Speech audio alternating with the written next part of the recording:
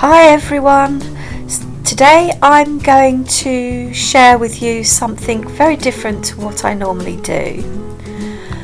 I made this scenery or diorama for a model train set for a friend of mine, and it was suggested that I make a video and show you all how easy it is to make your own with virtually little expense.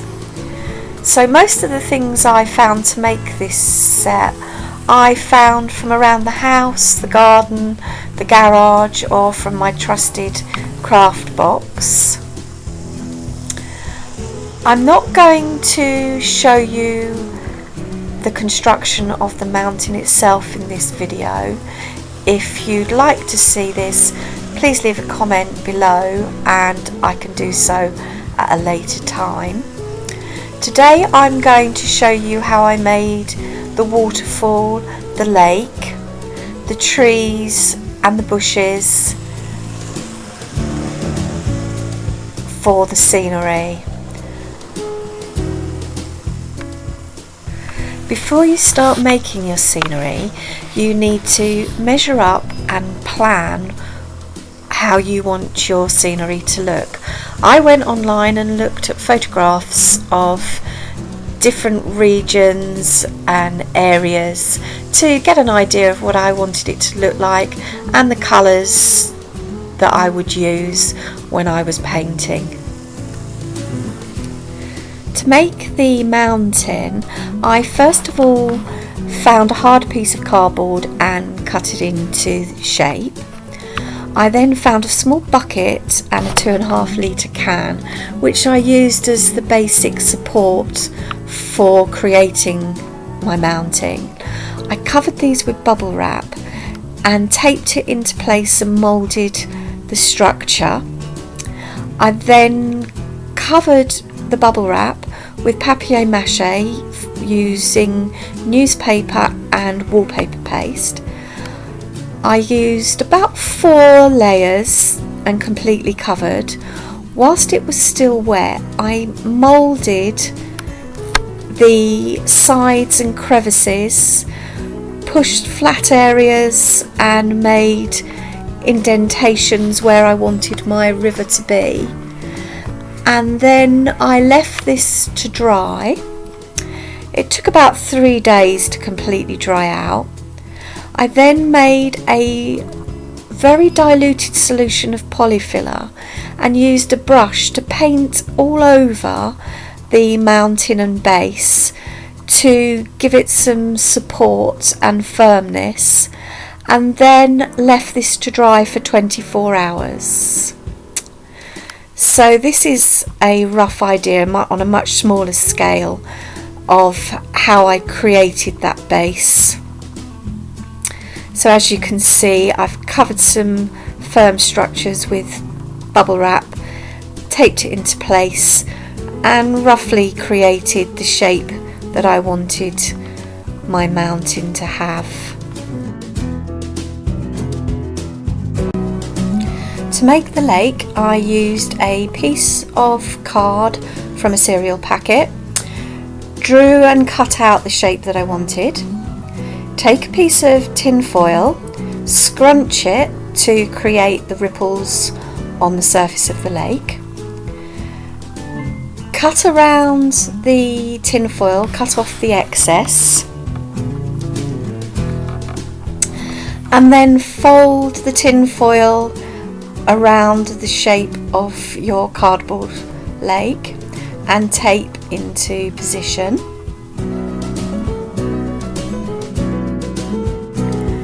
It's now time to start colouring in. In my original lake I used acrylic paints to colour in, but I've actually found that these alcohol marker pens are actually more effective because they retain the shininess of the aluminium foil underneath. So decide what colour you want your water to be, whether it's greeny grey or turquoisey blue. And then start with the lighter colours first. The lighter colours are the shallower areas of the water, and as you put darker colours in, it shows the deeper areas of the water. So blend in your colours. I have to say it's a lot easier to blend in with acrylic paint. With the marker pens you have to work quite quickly. You may need to do 2 or 3 layers to build up to the colour that you want your lake to be. And then you can either leave it like this, or I've discovered that if you take some cling film and tape it over the top of your lake, so fold over and tape, and then if you apply heat from a hairdryer over the top side, it makes it nice and taut and shiny. I've then found that if you use another layer of colour over the top, it makes the lake and the water create depth, so it makes it really realistic. If you're using acrylic paint, you will need to put another layer of cling film over at the top to make it shiny, because the acrylic paints tend to be quite matte. I'm now going to show you how I made the waterfall. There are 2 ways to do this. One is with a hot glue gun, which is the easiest way of doing it, but does need adult supervision because it's very hot. The second is using PVA glue, but this is very slow because you need to do very thin layers and leave it to dry in between, so it takes some time and patience. Onto a piece of tin foil, using a pencil, mark roughly where you want and the size of your waterfall to be. I've used marker pen just so that you can see where I'm applying the glue in the video. So take the hot glue gun and just create trails of water coming from the top. Apply glue along the top so that each strand joins, and just keep working down until you feel that you've got the structure of the waterfall and the size that you want.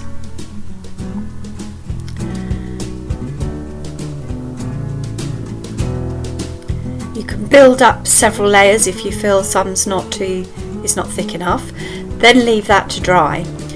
With the PVA method, you need to do the same procedure but do very thin trails, leave to dry, and then keep coating over the top. If you apply it like the hot glue gun, it's too thick and it spreads, and you'll need to work it away and lift away the excess with a cocktail stick like this. So this method works, but it's not as effective and as quick as the hot glue. When your hot glue has cooled, cut away the foil from the outside edges and peel away. Then take a cocktail stick and push through the tin foil in between the strands of water until you have an effect like this. So when you've created your waterfall, you will be able to glue it into place onto your scenery in the later stages. I've been around the garden and collected different types of stone that I'm going to use for this project. I've found these white decorative stones are quite useful. You can either wait to the end and paint them with acrylic paints at the end of your scenery making, or you can colour them in using the alcohol based pens. So collect different sizes and shapes of stones that you can use for your project. I've used a branch of an old Christmas tree, cut off the leaves, and then glued the leaves together at the base.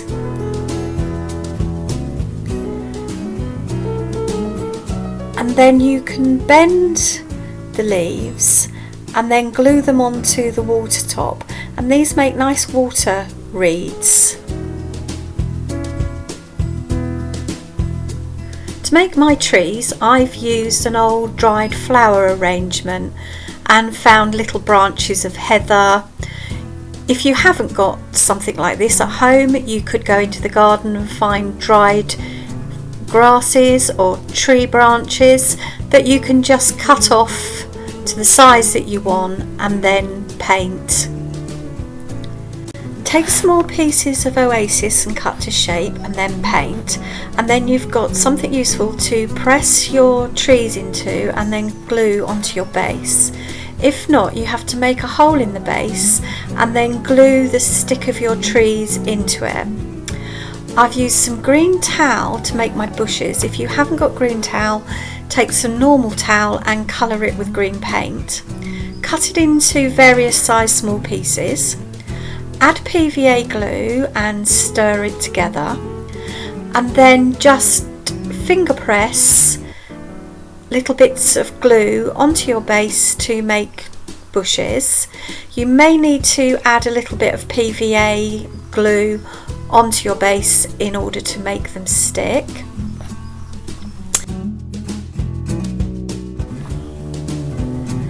To make your trees effective, you will need to paint the tops green and branches brown if necessary. Use a selection of acrylic paints and a brush. This is a dried corn top and it makes quite an effective fir tree. If you're N gauge or no gauge, this probably needs to be about 5 to 7 centimetres. But painting, you might need to do several coats on your trees to completely cover them. Little pieces like this, cut to size. And again, your trees need to be between 2.5 centimetres and 7 centimetres. You can dip the whole tree top into the paint if they're too tiny to paint individually.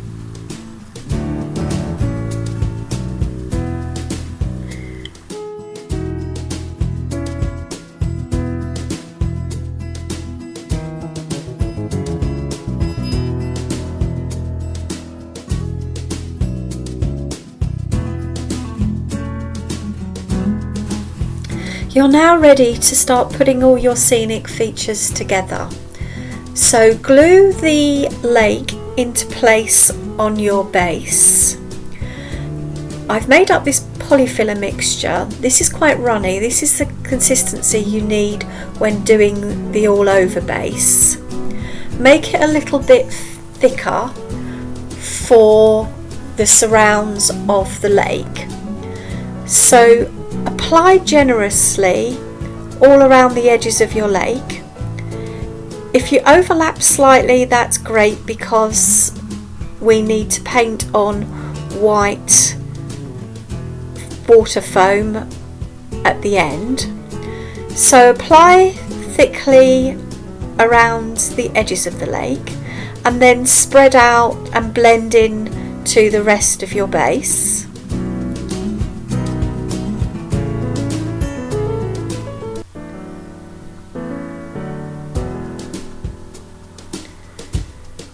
Use your brush to start creating rock features. Whilst it's wet, you can start placing your rocks around the edges. Use the brush to just brush away some of the polyfiller that's on the edges of the water.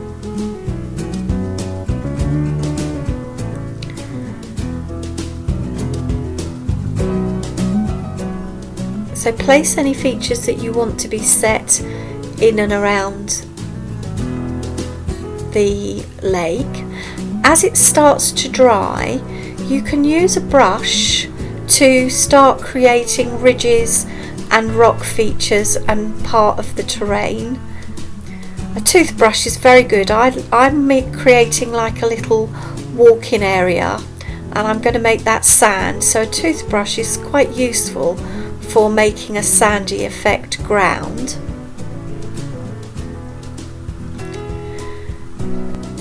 We're now ready to start painting, so take a selection of acrylic paints and a selection of brushes and start painting in.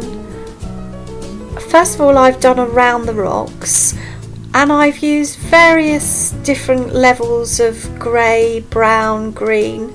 You don't want them to be the same, but you need to cover the polyfiller around the rocks. And whilst you're doing this, you can paint in your rocks as well if you haven't done already.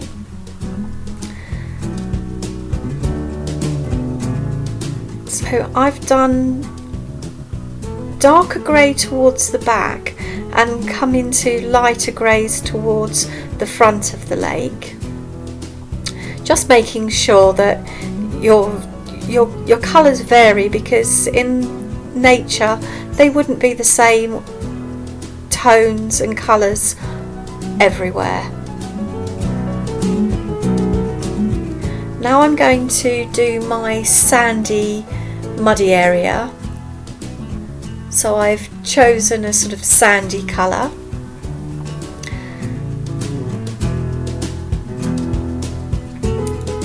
I'm painting in my footpaths.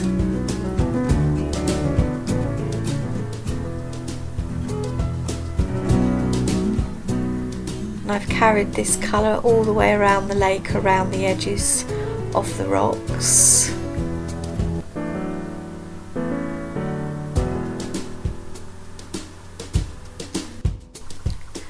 Then you need to blend this area into the rest of your base. So I've used green because mine was a green grassy area. So again, just remember that to vary the tones of green, because it wouldn't just be one flat colour all over. And you can use this time to create the illusion of bushes and trees on the ground. Then take a fine brush and some white acrylic paint and just dab around the water, where the waterfall, and around the edges of the rocks. You might need to do several layers to build this up. This just creates the effect of bubbles and water foam where the water fountain's dropping.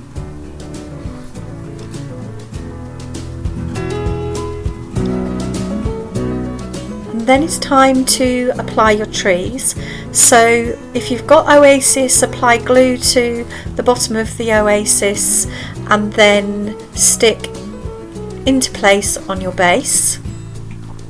For the other type of trees, take a sharp pointed instrument, make a hole in the base, and then either add glue to the tip of the tree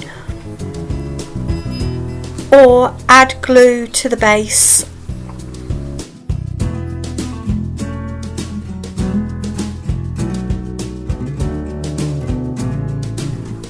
If you're using a hot glue gun, you only have to hold for a few seconds. If you're not using a hot glue gun, you need to find a way of holding your trees in position until they've dried. Trim your trees to the size that you need.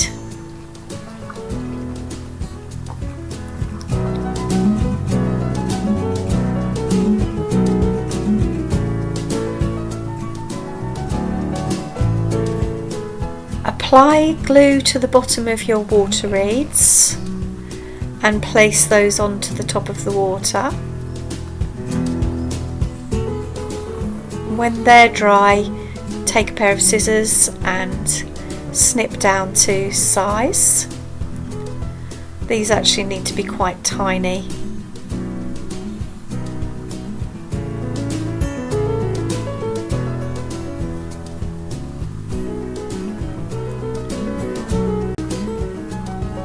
To finish off and add some texture to the scenery, I've taken the bush mixture that I made earlier, which was from cut up pieces of towel mixed with PVA glue, and then place them on your base where you'd like your greenery and bushes to be. I place mine first and then go back with PVA glue and stick it down to the base so that I can alter it if I want to.